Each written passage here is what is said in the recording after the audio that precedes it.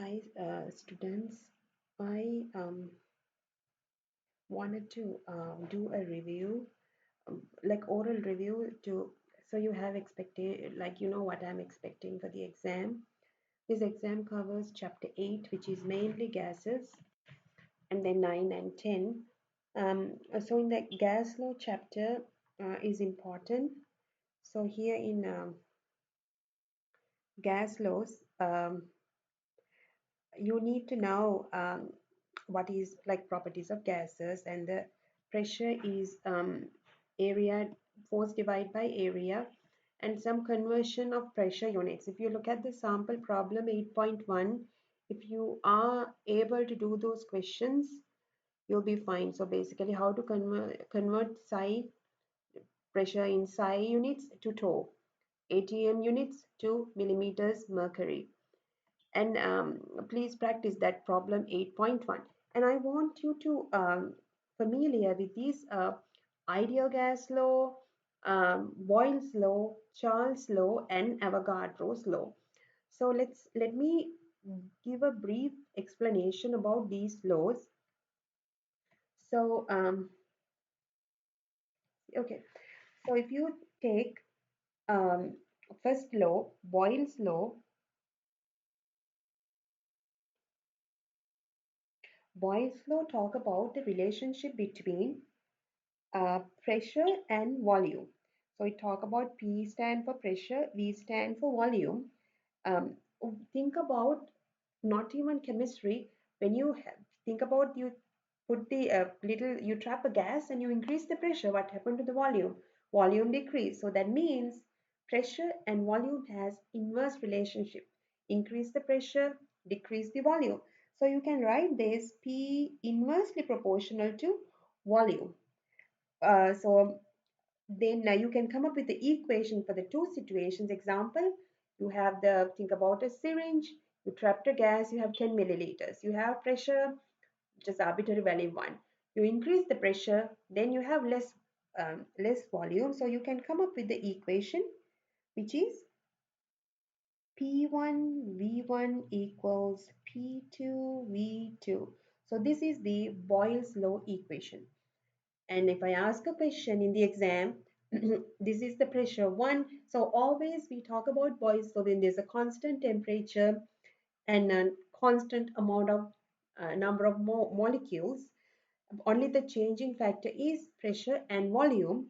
So if I ask, okay, now in the situation 1, pressure is this one, volume is this. When you increase the pressure to this level, what is the volume? So you use P1 V1 equals P2 V2. You can always use the little card to write these equations and you can bring it. So that is the first law, Boyle's law. Um, I'm going to the next law, which is Charles' law. Charles' law.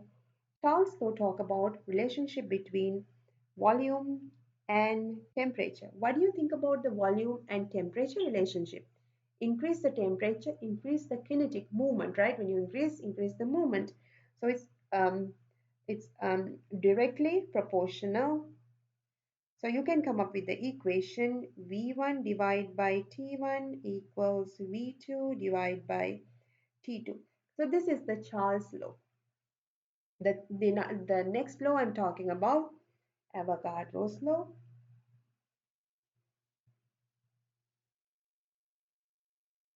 Avogadro's law talk about volume and number of moles. We uh, obviously when you have more number of moles, more amount, volume is higher. This is N stand for number of moles, N stand for number of moles.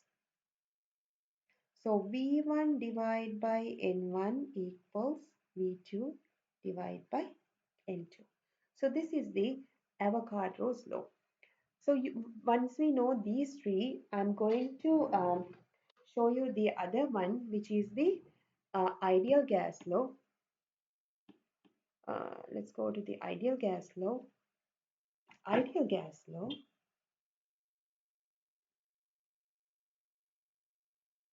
Ideal gas law. PV equal nRT.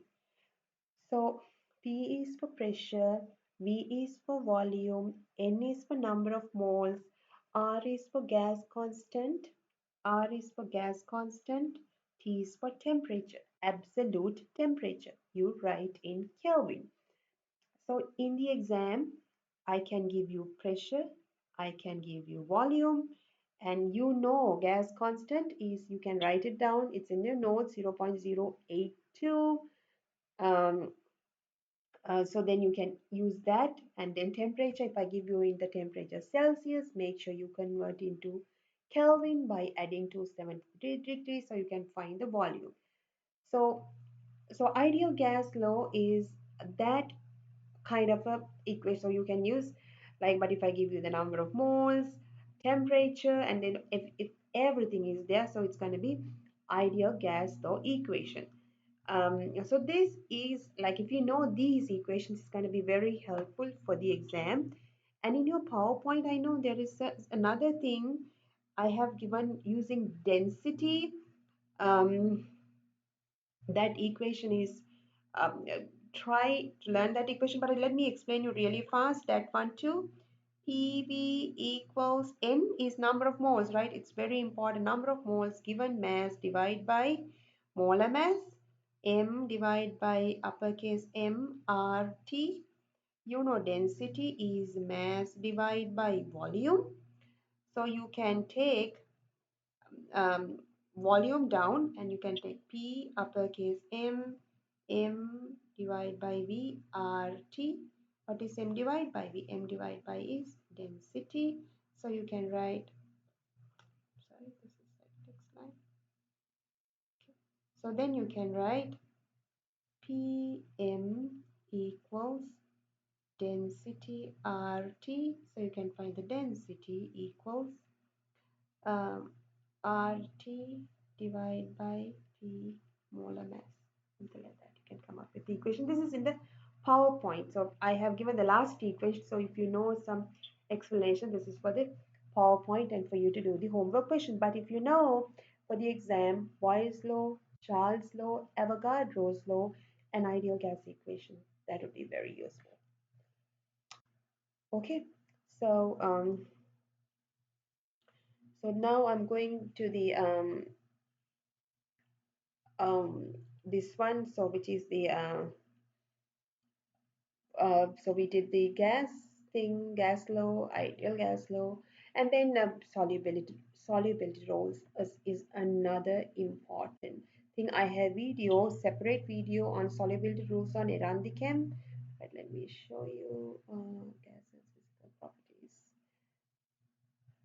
Okay, it should be here. Let me see really quick to get the solubility rules. So you can, I can, oh, this is the solubility rules. These are solubility rules. I want you to make your own solubility table and bring it to the exam. Usually in the face-to-face exam, I never let students to bring even the solubility rules, but you're lucky you can bring the solubility rules. So I'll explain you a easy way to remember these solubility rules. You know periodic table. Periodic table, look at, if you have the periodic table, it's a good time to take it out. In periodic table, group 1, alkali metals. Alkali metals, these I have listed here. It's here: lithium, sodium, potassium, rubidium, cesium. If your compound has any of these cations, you don't have to worry about it. It's obviously soluble. Sodium phosphate, sodium bromide, potassium sulfate, rubidium phosphate, it's soluble. Or else, if your compound has ammonium cation, it is soluble. Nothing to worry about what is the anion. If you have this one, it's soluble. The next rule is, if you have nitrate, you may have heard about nitrates in the, I usually read all the label, like the toothpaste, and you have nitrates. So if your compound has nitrate, potassium nitrate, sodium nitrate, aluminum nitrate, silver nitrate, it's soluble.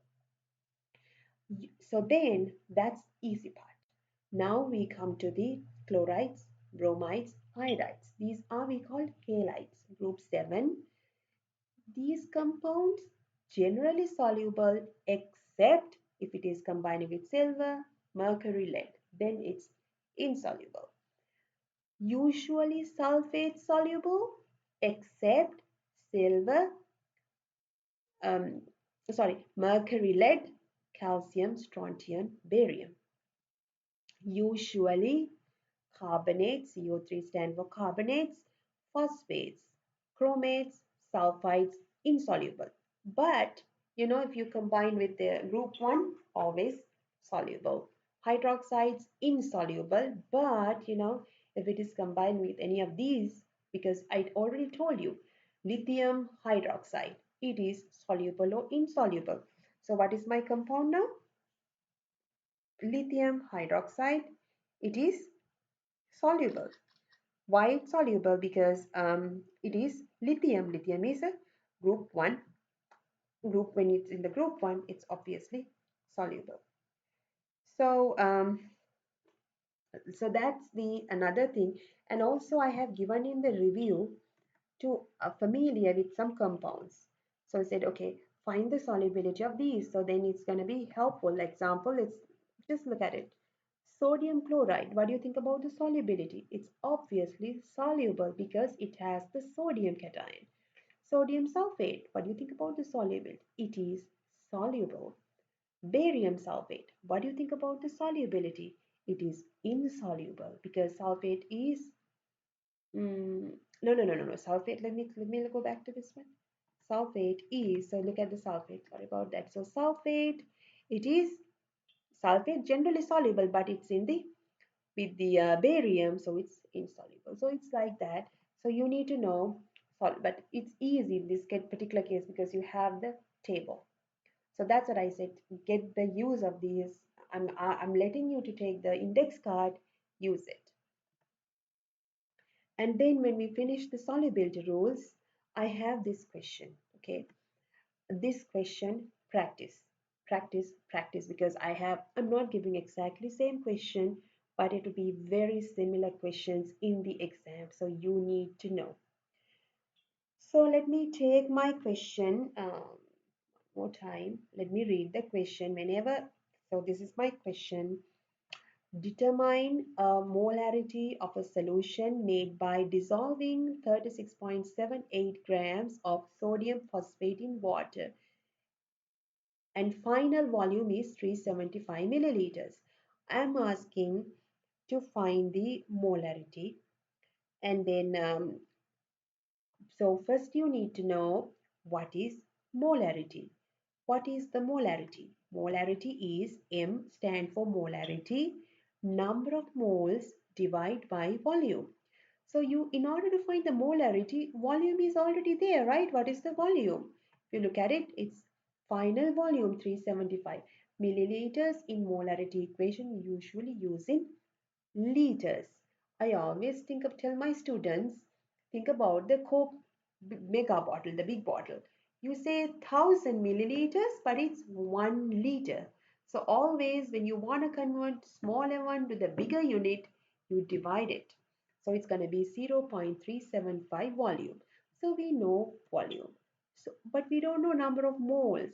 How do you find the number of moles? That's the question.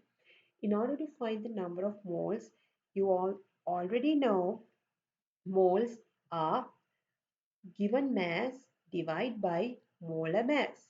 Always this is keep in mind every time to find the moles, given mass divided by molar mass. What is the given mass here? 36 point 36.7 is given mass, molar mass. In order to find the molar mass, we already did the molar mass. If you forget it, it's okay. Just take the periodic table, look at the masses of each compound. So sodium is 22.9. Look at the sodium box in the periodic table. Use the bigger number. There are two numbers in each box. That is 22.9, which is the mass, atomic mass. You multiply by 3. Why do you multiply by 3? Because you have 3 sodium atoms. You get the mass, multiply by 3 plus, so this you multiply, mass of the sodium you multiply because you have 3 sodium atoms, you get the mass of phosphorus, 30.9. Why don't you multiply by anything? Because you have only one phosphorus atom. 15.99 into 4 because you have 4 oxygen atoms. So you get the molar mass. Once you get the molar mass, given mass, divide by molar mass, and you will get the number of moles. Once you know the moles, you almost finish the question. You get the moles, divide by volume, and then gets the molarity. Another important thing I want to show you is, so one what the things we learn here is, so you know to find the molarity for this, in order to summarize this question, the drawing mode. Um, so in order to find, let me check another color. Okay, that's better. So in order to get the number of moles we use, in order to get the moles, you give always try given mass divide by molar mass. Okay, given mass divide by molar mass, we use it. And also another thing I want to show you, this is like too complicated. Okay, so now we use given mass divide by molar mass, and also always molarity. Maybe you can write this equation to the exam, is number of moles divide by volume. Always to find the number of moles, given mass divide by molar mass, so that's you find the number of moles. So I may give you mass and asking moles. So you get the mass, divide by molar mass. You have to find the molar mass, but you have the periodic table. Get the number of moles, divide by the given volume, find the molarity. I may ask a question giving molarity and number of moles. Find the volume. So how do you do that? So if I give you molarity, so then you know, I usually we call molarity as a term of concentration. So we use molarity, use C. Use this one. Molarity is C, concentration. Number of moles N, volume is V. So we usually write this one. C equals N divided by V. Very important equation. Concentration equals number of moles divided by volume. How to find the number of moles I just showed you. Given mass divide by molar mass. So then if you know two terms, any of these two terms you can find. So if you know the concentration, number of moles, you can find the volume. If you know the volume and the concentration, you can find the number of moles. So it's like that. Okay, so then I go to the next topic. Um, So I ask you to practice, calculate the volume of 0.675 molar calcium phosphate solution that contain 25.6 gram of aluminum. So I have to find the um, so calculate the volume. I have to find the volume. Okay, so I have to find the volume, and then I have the mass, and I have the, what else I have? I have the concentration, right? So I know my equation C equals N divided by V. I know that, right? So I know C, which is concentration 0.675. I don't know number of moles, but I know the mass. I have to find the volume. In order to find the number of moles, N is given mass divided by molar mass. So given mass in this case is 25.6, and then I have to find the molar mass of aluminum phosphate. Aluminum phosphate, so I have to find everything, periodic table, and then go from there.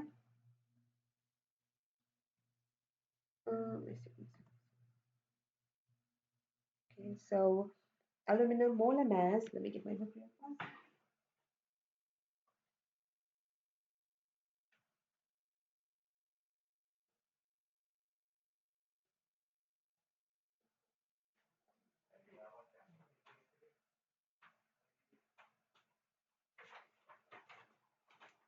So here, aluminum, um, I get the mass of aluminum as 26.98.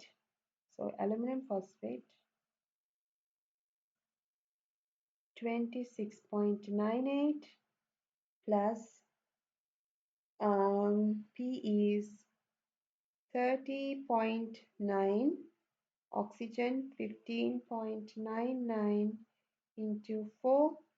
So my molar mass of aluminum comes as,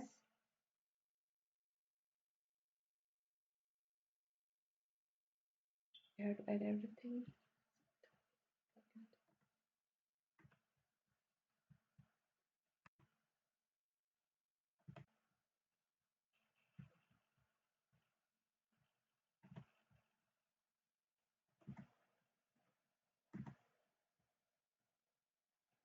Okay, so I get the molar mass of aluminum phosphate as the oh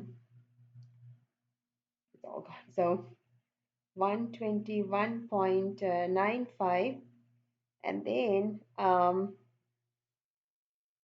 so I have the molar mass. So then I divide 25.6 by molar mass to get the number of moles. Sorry, to get the number of moles. N equals given mass divided by molar mass 121.9. You can get from this number, you get the number of moles. Once you get this number, just imagine it's X. So then you know C equals N divided by V. V, I have to find the volume. So volume I isolated V, get up the other side. N divided by C. I already know my N, which is I found from this one, which is you write, calculate and get this number. Okay, so it's X divided by 0.675. From this you get the volume. So that's how you find the volume. Then let's see there. Okay, and then you go to this one, okay, next part. And then the next important thing is you need to know the why is that? Okay, so now it's giving you the electrolytes, non-electrolytes, and then balancing equation is another important section. So, and when balance equation, so I have first one is B2O3, let's see how to get that. B2O3, HF, BF3, and water. Let me balance one equation for you. So always make sure you know what is the reactant, what is the product. So so I have some equations to show you how to balance these equations.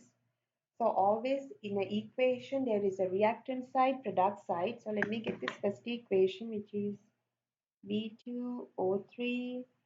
Always there's a state is important. State means you write in a subscript parenthesis solid, liquid or gas, and then you have HF. Products are the BF3 plus water. Make sure you write the states. It's important the considering the state. And then when I look at this is when I see this reaction first time, so I look, okay, I have two B's borons, but I have one. So what I do, let me take another color pen so it's easy for you. Uh, so now I have two, so I put two in front of it. Okay, and then I see, okay, I have three fluorines, but here I have one. So in order to make it, I put three. And now I see, okay, oxygen, I have three, I put three oxygen here too, right? And then I see, okay, is it balanced? So now I have two borons, right? That is correct. Two borons, three oxygen, three now I have three hydrogens, but I have six hydrogen. How come it's six? Three into two. This three in front of water is relevant to this hydrogen as well as this oxygen. So that's what I said. Okay, you have three oxygens, three oxygen. So it is underneath it like a subscript. It's relevant to this. This belong to this oxygen, and also it's in front of it. So example, if there is a two here, these two belong to this boron and also oxygen. But here no two. And now I see I have three hydrogens, but I have six, not now. So I have six. So in order to make it six, what do? I make it, I erase it, and I make it. Oh, didn't mean to. So I then it's becoming H, gonna be six. And now I have six hydrogens, six fluorine. I'm good. My equation is balanced. So let me look at another one. Okay. And then I have U O, I can use like UO2 symbol, HF, and then I have UFO plus water. Okay. Okay, so how do I balance this one? I look at first U. Let me use another color pen. I have one U, and I have four fluorines, right? In order to make four fluorine, and in order to make one, this is one fluorine, I put four in front of it. And then it becomes four hydrogens. Now in the react, if you think about the product side, I have two hydrogens. In order to make four, I put two in front of it.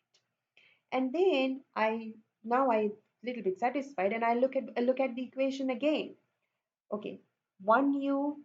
I'm happy because it's balancing the both sides. Oxygen, I have two oxygens. I'm good. I have two oxygen because it's in front. Good. I look at hydrogen. I have four hydrogens. I'm happy. I have four hydrogens, two into two. Fluorine's equation is balanced. So that's how you balance it. Okay. And then I'm showing you another one because equation balancing is very important.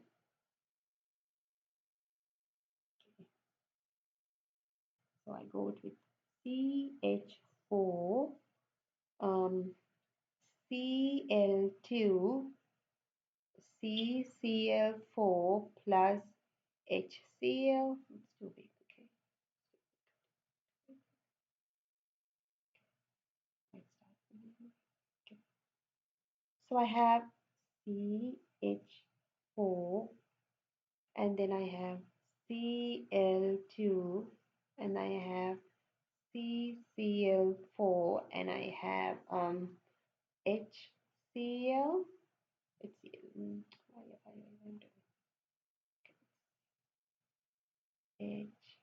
HCl. Okay, that's good. And then I used my red pen to balance, so if I can show you clearly. I have one carbon, I'm good. I have four hydrogens. I put four in front of it because it's want to make four. And then I look at my chlorine. I have four chlorines. This side I have only two. In order to make it four, I put two. And then I look at the that's good, right? I have two into two. That is good. It's one carbon, one carbon. No, I'm not good. Because why? Because I have four chlorine here. Four chlorine here. It's eight chlorines. But I don't have eight chlorines this side. So in order to make it that, I make it four. Let me erase it. And now four chlorine. And now let's see. One carbon, one carbon. Hydrogen, four hydrogen, four hydrogen. Eight chlorines, four, four, eight. Now my equation is balanced. I can ask what is the addition of coefficient for this equation. Like just not asking you to balance. You have to balance by yourself, and I may ask what is a coefficient. Coefficient means when you add all the coefficients, so it's going to be 4, 4, 8. And what is in front? It's not 0, it's always 1. We don't write 1, but it's there. So it's going to be 10. Addition of the coefficient will be 10. It's not 8. 8, 10 is the correct number.